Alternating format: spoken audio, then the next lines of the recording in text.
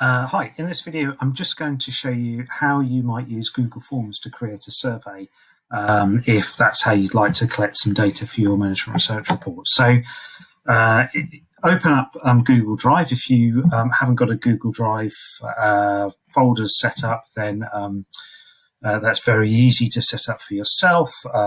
If you have a Gmail account, or you can sign up for Google or whatever, it's all free of charge.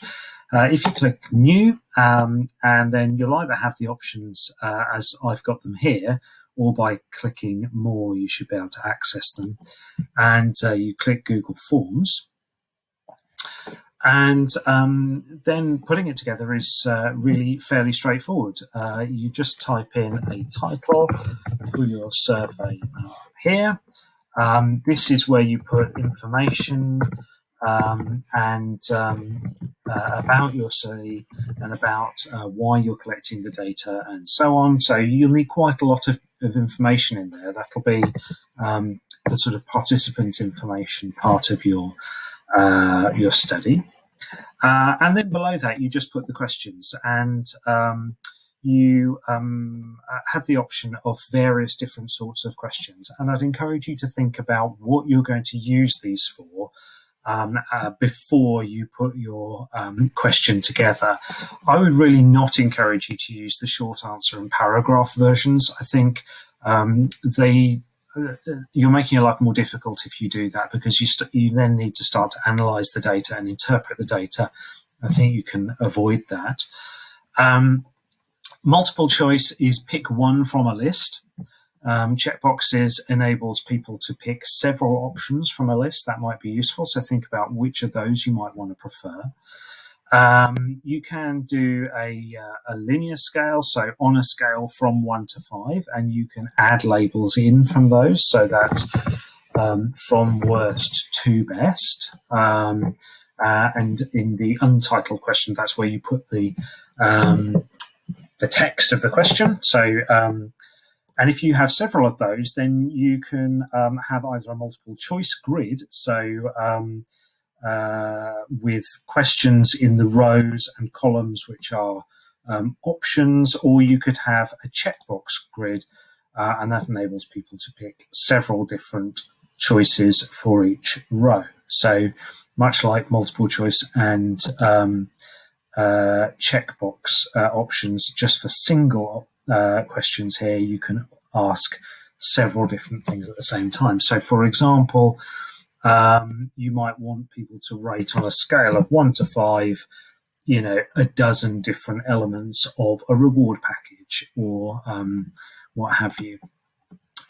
You can ask questions where people are giving month, day, and year, or time as a response. But actually, I think the easiest options are the straightforward multiple choice or checkbox options, either singly or several at the same time.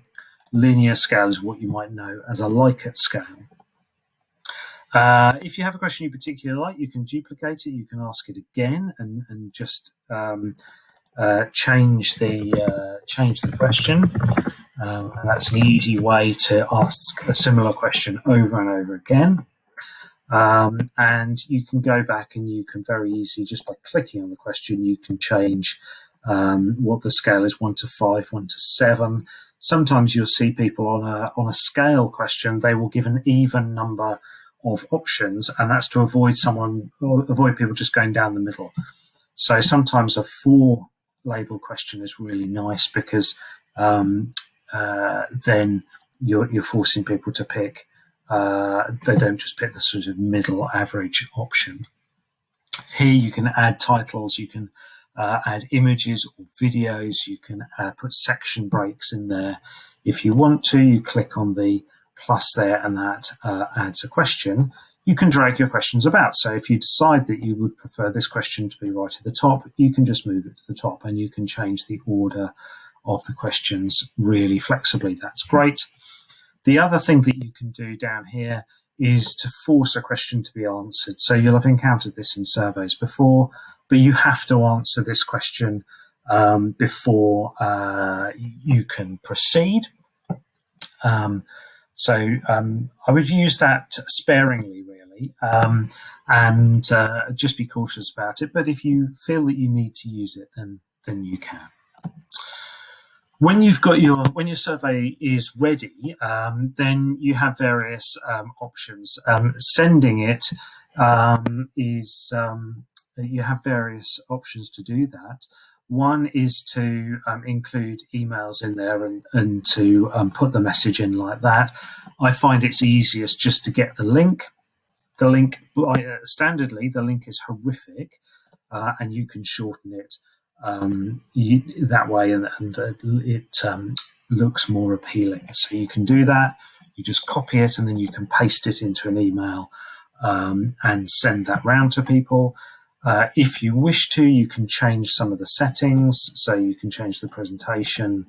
You could make it a quiz. I don't think you want to do that. You can limit it to one response. You can collect people's email addresses. I would suggest you don't do that unless you really need to. You're seeing, then you're getting into data protection issues. You can somehow change the theme, so you can change the color if you want to do that. You can put a header image in, so if you could want to put a company logo in, you can do that. I tend to keep it fairly simple. I think that's probably the easiest way to do it. If you click onto the responses tab, so we've been on questions, and if you just go onto responses, then you see a couple of things. Firstly, there's this slider here that's accepting responses. If you move it the other way, then no one can answer your survey. So if you decide that you're going to close it, then do that, and then you won't get any more responses. Your data will stay, as you expect it. But you can put a message out there, and if you want to do that, you can say, well, thanks for trying to complete this, but actually it is now closed. And by going and clicking on this green button here, which is labeled Create Spreadsheet, what that will do is create a new spreadsheet or an existing spreadsheet, in your Google Drive. So it'll be in the same folder that you've created this in, and that will contain the responses that you've had to your quiz, to your survey. Each respondent will be in a new row, and the questions will be in columns. So you can see here that I have an untitled question, and then a blank, and then one called Change the Question, and that's what you're seeing in columns B, C, and D. So Google Forms, I think, is really good for creating a simple survey that you can send out. It isn't limited in terms of the number of questions you can ask. It isn't limited in terms of how many people can answer. And that itself, I think, is a really good selling point over alternatives like SurveyMonkey, which may well be more complex and more capable, but there's a bit more of a learning curve. Unless you've got access to a paid version, the functionality is limited. And I'm a strong advocate of Google Forms for a simple approach. I would encourage you probably not to try and analyze it in the Google Sheets function, but you can easily download this as a Microsoft Excel file and then do your analysis in Excel.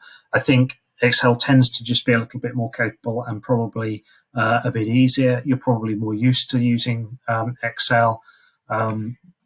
If you need to do it in a different format because you use different spreadsheet software, then of course you can do that in a CSV file or an open document file there.